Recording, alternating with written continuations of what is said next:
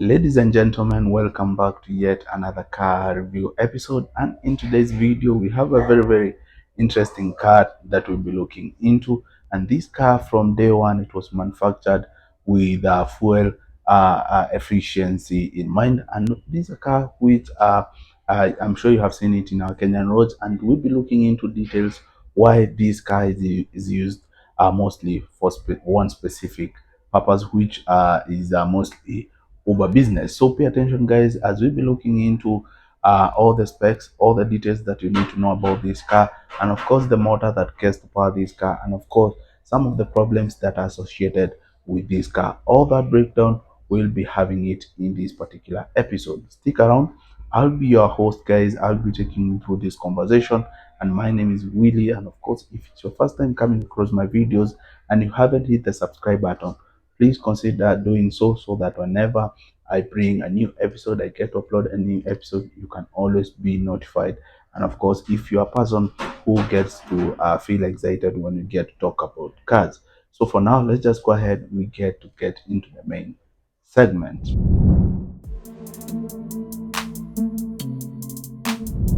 Well, let's start with the exterior, or basically the features that you get to see in this car. And of course, the car that we'll be looking into in this particular episode is the Passo, the Toyota Passo. So this is a car which is well known to be involved in Uber business, and the reason for that is because it's a very fuel efficient car, and of course, it's a car that can get to do city errands. And of course, this is a car which is in terms of the price is not as extremely that expensive. And I want us to get to start by looking at the external features of these cars. Well, guys, let's start with looking at the external features of this car. Remember, we are talking about the Passo, the Toyota Passo, and it's a very small kadudu car, as so many people get to refer it around here. It's a kadudu. And also another thing to note, from the first look, you get to notice is that it's a hatchback, meaning it doesn't have an extension at the back. It has just have a one flat boot door. Also, another thing to know with the Passo is that uh, from the outside, guys, you can get to see like a very small car. But once you get into the inside, it's a very comfortable and spacious car. And that, I guess, that one of the reason why it's usually preferred by most people who are getting into the Uber business. Also, another thing that you'll be noticing with this car is that it has some small standard around 13-inch wheel, which makes the car also to feel a bit easy, and of course gets to move smoothly. Looking at the front part, we have two big headlights. These headlights, they get to give the driver good visibility, especially when you're cruising at night, because they get to give out very strong light. I've owned a Passo before, and I'm talking about experience. With these headlights, you can see also in terms of the look, they get to give the car some very unique look. If you get to look the headlights of the Passo as compared to other cars, you can see they get to pop like the eyes of the frog. You will notice that somehow they have popped from the body going outside. On top of those headlights, we do have the signal lights, basically the indicators. Some Passos, they do come with the side mirror blinkers, but in most cases you may find most of them, they don't come with that. So that's not a standard spec that you'll be seeing in every Passo. But for the case of the signals, they're usually the standard signals. They are inside the big headlamps. On top of that, as well as at the tip around here, you'll be seeing those signal lights. Also, for the headlights, they are also computerized, meaning they're usually regulated by a motherboard. They do have a motherboard just behind the headlights. You'll be seeing a motherboard that gets to control the light, and of course, that gets also to gets to boost the light at which the lights which gets to come from these headlamps. Looking from the front side, you can see they do have the Passo has some versions. They do come with two grills. We have this one as let me just switch to another one. You get to see what I'm talking about. You can see this one has this small grill over here, but if you get to go to the newer version of the Passo, you'll be seeing they just come with just one single partition here, which gets also to assist in the air intake, which gets to help in cooling the engine system. We also have these other grill down here. In most cases, they do come with different color from the other color of the body. So that's also something to notice with the Passo. You can see this one is painted black, and of course, it also comes with some Passos. They do come with the areas whereby you can get to add some additional aftermarket fog lights, but some they don't come with that. You can see like this one it doesn't have that space for fog light. So for the case of the fog light, it's not a standard in every parcel that you get to see out there. But one thing is for sure, you'll always get to see these iconic parcel badge, which gets to come with every parcel, and it gives the car a brand identity, which is very, very important. So for the badge, you'll be seeing it in every parcel out there. You can see like for this one, it do have this badge. As I said earlier, you can see this one has the side blinkers. For the case of the wheel, it do comes with the 13 inch standard wheels, but some people they get to elevate it, get to add some spacers in the springs to have to fit, of course, the 14. But the standard wheel size for the Passo is usually 13, and that's what they get to come from the manufacturer with. So for this one, you can see they do have the rims, the plastic wheel caps, just to give it a nice look. Looking from the rear part, you can see it has the iconic Passo logo, and of course, the name is usually in full. We also have the Toyota logo. Remember, the Passo is usually it was manufactured in partnership between Toyota and Daihatsu. So, meaning this car is not fully Toyota. And one thing that I can tell you that is from the computer that this car uses is usually gets to come from the Daihatsu. So Passo is not totally a Toyota owned car. So as I said earlier, this is a hatchback. You can see it has a flat boot door. Opening that door, you'll be seeing it has a very, very large space, especially if you get to slide those rear seats. You'll be having so much space. So we'll be looking into that when we get into the interior of the car. So those are just the basic features that you'll be seeing whenever you get to look at the Passo. The most important thing, guys, is to note that this is a car which, when it comes to fuel consumption, it's very, very efficient. So now let's just go ahead and get to look at the interior before looking at the motor of the car. Well, talking of the interior of the car, as I said earlier, looking from the outside, the car looks very, very small, like a Habidu. But once you get inside, you'll be surprised by how much space this car has and how comfortable you'll feel whenever you're in the Passo. So, looking at the dashboard, you can see it's a very simple car. I remember this car was not manufactured with giving luxury in mind. It was basically a car which was manufactured to get errands in the city or city driving. And for that case, it's not just extremely a luxury, it's just a basic and a comfortable car. Looking at the dashboard, guys, you can see it has the infotainment system.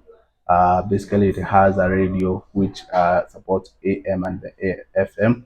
It also do come with the air conditioning system. Looking from this angle, you can see we have the climate control knobs over here. This basically we have the AC which gets to control the temperature of the car, because also the car doesn't just have a sunroof. So some version you will see them, they do have like a small screen over here, but some don't come with that. So like you can say for this one, it doesn't have a screen, but one thing is for sure, they do come with a radio which supports both AM and the FM. Also, another thing to notice, the Passo, whenever you are inside, it has this semi-complete dashboard which has some digital speedometer over here, which is very, very important when it comes to the driver's cabin. All the information that the driver needs is usually around here. So we are talking about the speedometer, the fuel gauge, we have the temperature gauge, all those things. They are things that you will always pick. Well, what I'm saying, guys, you can see from the driver's cabin, we'll be seeing these different odometers over here. We are talking this the RPM odometer, but for this one, you won't be seeing in every you won't be seeing in every Passo out there, but some, especially the one 1.3 liter engine. As we'll be looking into the motor that gets to power this car, you don't need these. You won't be seeing these in the 1.0 liter engine. Basically, those are some of the basic features that you'll be seeing in the interior of the Passo. Talking of the dashboard, it do comes with the safety measures. We're talking about the airbags. We have two airbags. We have this one from the driver steering. We also have these other passenger that is airbag, which are meant for protection. Do have ample space. You can see we have these pocket over here. We also have the door pockets whereby you can get to put or store all the things that you could be having. We also have these door cup holders, which are very, very important. So moving to then other important feature that will be noting in the interior of the parcel is the of course the fabric upholstery. So this is something which you will always be noticing in most of the parcels, and this one makes the car to be very, very comfortable. So you can see the seats, they're very, very comfortable, and of course they are adjustable. You can get to adjust either this part or the lower part to fit your comfort posture. So we also have the door pockets, as I said earlier. Well, guys, let's talk about the motor, or basically the engine that gets to power this car. So, a reputation that has followed past Toyota Passo for a very, very long time is the fact that with the Toyota Passo, it has a very small engine, which makes it also in terms of power, it becomes it's not as efficient as possible. Like for the case of this one, we are talking about a 1000 cc.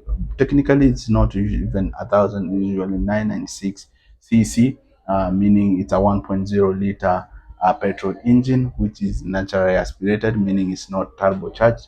And this is something that makes the car to bring along other problems as we'll be looking into as we get to move further. So with the Toyota Passo, it uses an engine which goes by the name, it's called the 1KR, and this is an engine which, especially if not maintained properly, it's an engine which can really have some serious problem from overheating. We're talking about sensors failure, oil leaking, as well as poor acceleration. With the Toyota Passo, this is one of the biggest problems that is associated with this car.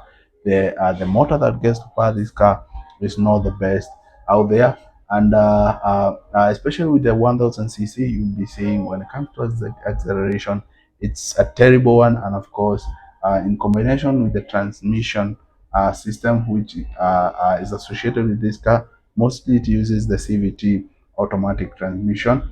And as I said, especially when it's fully loaded, to accelerate from 0 to 100, it may take forever. So that's something which makes this car a terrible choice when it comes to long distance. And that's the reason why, as I said earlier, it's a car which works perfect with the town errands. So it's very, very important to have that in mind. So with the 1KR engine, especially the 1000 cc, it gets to be a very good fuel economic engine. But when it comes to the power that it gets to give out, it gets to give out just 70 horsepower, which is very, very small power, especially for a car.